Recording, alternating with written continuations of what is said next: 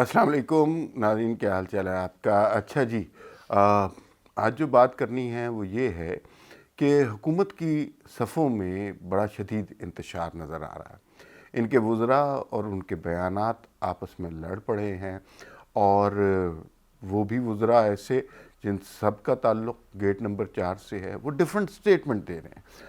और इससे पता चलता है कि जो कन्फ्यूजन ऊपर के लेवल पे इस्टेब्लिशमेंट की सतह पर हमें नज़र आता है, वो कन्फ्यूजन अब वज़रा तक पहुंच गया है, और उसकी बड़ी वाज़ेह मिसालें हैं। दूसरी बात ये है कि तहरीक लब्बैक पाकिस्तान के बारे में क्लियर स्टांस अभी तक नहीं है। किसी को नहीं पता इसके बारे में क्या करना है, इन्हें किसने एक्टिवेट किया है, इनको हैंडल किस तरह करना है, इन्हें माफ़ी देनी है, इनको सज़ा देनी है, इनके ख़िलाफ़ हुकूमत की रेट कायम करनी है।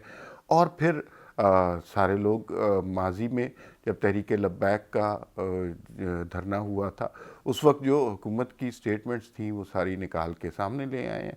तो बहुत ज़्यादा कन्फ्यूजन मचा हुआ है। जहांगीर तरीन कुछ और कह रहे हैं और लंदन से कुछ और ख़बरें आ रही हैं। तो हुकूमत की सफ़ों में जो किसी तरह से भी अमन नहीं है, घबराहट है, खौफ है, और ये खौफ इनके वज़रा के चेहरों से, उनके बयानात से नज़र आ रहा है। इसके अलावा हुकूमत की जो सूरत हाल है उसके हवाले से एक ज़ाती किस्सा आपको सुनाना है, और वो मैंने ज़ाती तौर पे एक्सपीरियंस किया, और मैं चाहता हूँ कि वो लोगों के साथ भी शेयर किया जाए। आपसे दरख्वास्त ये है कि आप हमारा चैनल सब्सक्राइब करें और बेल आइकॉन को प्रेस करें, ताकि हमारे वीडियोज़ के नोटिफिकेशन आप तक मिलते जाएँ। पहले उस किस्से की तरफ आ जाते हैं, फिर हुकूमती वज़रा के बयानात के बारे में आ जाते हैं। अब अभी पिछले दिनों मुझे एक प्रोग्राम में जाना पड़ा, और प्रोग्राम में जैसे टॉक शोज़ होते हैं उस तरह का एक प्रोग्राम था। आजकल लोगों को स्टूडियोज़ नहीं जाना पड़ता, स्काइप पे ही हो जाते हैं या जूम पर हो जाते हैं इस तरह के इंटरव्यूज़। ट्रैवलिंग कॉस्ट भी बचती है, कोई कराची बैठा है, कोई लाहौर बैठा है, और ये ज़्यादा आसान तरीका है। इसके अंदर ऑडियो मैनेज करना प्रोड्यूसर वगैरह का काम होता है। अब मैं स्काइप पे बैठा हूँ और एक प्रोग्राम में पार्टिसिपेट करने के लिए बैठा हूँ, और उधर से अभी मामला तय हो रहे हैं, माइक चेक हो रहे हैं, साउंड चेक हो रहा है, को प्रोड्यूसर को हदायत दी जा रही हैं। तो प्रोड्यूसर साहब से जबकि एंकर गुफ्तगू कर रहे थे अपने एक मेहमान के साथ, तो जो मेरे वाला माइक था वो खुला रह गया। इसका मतलब ये है कि मैं उन दोनों की गुफ्तगू सुन सकता था। प्रोग्राम का नाम और उन साहब का नाम इसलिए नहीं बताऊंगा कि बहुत अखलाकी हरकत नहीं है, क्योंकि मैंने गलती से वो सारी चीज़ सुनी है, तो मुनासिब नहीं है कि उनका नाम बताया जाए। बहरहाल वो जो पीटीआई के साहब थे, जो पीटीआई को डिफेंड करने के लिए आए थे, बड़े नामवर साहब थे, और टॉक शोज़ में बड़ी दलेरी से बोलते हैं और बड़ा पीटीआई को डिफेंड करते हैं। अब उनकी और एंकर की गुफ्तगू, और ये समझ रहे हैं कि उनकी आवाज़ मेरे तक नहीं पहुंच रही। मैं आपको उसकी कुछ झलकियां ज़रूर सुनवाता हूँ। वो गुफ्तगू ये थी कि अब एंकर कह रहा है कि आपकी क्या सूरत हाल है, पीटीआई की क्या सिचुएशन है। तो उन्होंने कहा, यार महंगाई की वजह से हम ज़लील और रुस्वा हो गए हैं। अब हमें पहले लोग जूते नहीं मारते, अब हमें पत्थर मारते। और मुझे तो, और इनका ताल्लुक़ पंजाब से था, और मुझे तो अपनी सीट ही जो है ना, और ये जद्दी पुश्ती सीटों वाले लोग हैं, अपनी सीट ही हिलती नज़र आती है। आज इलेक्शन हो जाएं तो भाई हम इलेक्शन नहीं जीत सकते, कम से कम मैं नहीं जीत सकता। तो अब कुछ सोचना पड़ेगा, कोई रास्ता इख्तियार करना पड़ेगा, क्योंकि सीट निकलना हाथ से क़यामत होती है।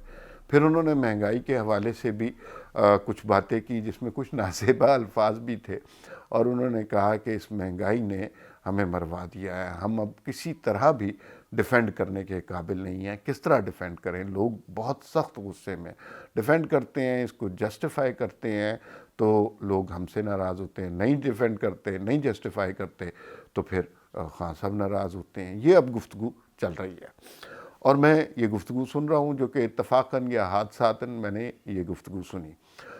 उसके बाद प्रोग्राम शुरू हो गया। वही जैसे प्रोग्राम शुरू होता है, एंकर ने कहा, जनाब के अस्सलाम वालेकुम, आज हमारी तरफ ये लोग बैठे हैं, पीटीआई की तरह जानिब से ये एमपीए बैठे हैं, और तजिया कार में अम्मार मसूद बैठे। अच्छा, फिर एंकर ने ये सवाल किया उन्हीं साहब से कि ये जो महंगाई की रौ है, اس کے بارے میں آپ کیا کہتے ہیں؟ ابھی تک سب کچھ بڑا سمپل چل رہا ہے، جو ان کے پہلے خیالات تھے وہ قوم کے خیالات ہیں، عوام کے خیالات ہیں، ابھی تک کوئی ایسی پریشانی کی بات نہیں ہوئی، کوئی انہونی بات نہیں ہوئی۔ انہونی بات اس وقت ہوئی کہ جیسے ہی ان سب سے اینکر نے سوال کیا اور ان کی باری آئی تو جو وہ آف دا ایئر گفتگو کر رہے تھے اس سے بالکل الٹ چلنے لگ گئے۔ انہوں نے کہا مہنگائی ہے ہی کوئی نہیں، کون کہتا ہے یہاں پہ مہنگائی ہے؟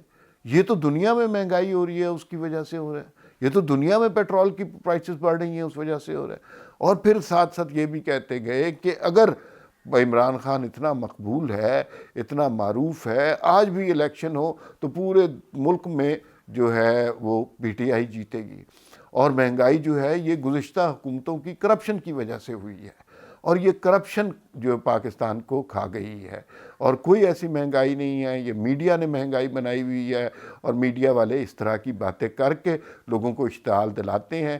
اس مہنگائی کے ہونے میں کوئی سچ بات نہیں۔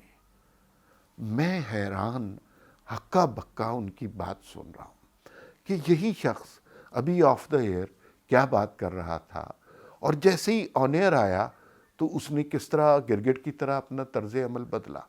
اور یہ مسئلہ یہ ہے کہ پاکستان کے عوام، میں نے وہ گفتگو اتفاق سے سنی، مسئلہ یہ ہے کہ پاکستان کے عوام نے وہ گفتگو سنی جو آن ایئر تھی، جس میں وہ کہہ رہے تھے کہ نواز شریف کرپٹ ہے، عمران خان سے بڑا ہیرو کوئی نہیں، مہنگائی ہے کوئی نہیں، یہ میڈیا نے معاملہ سارا کھڑا کیا ہوا ہے۔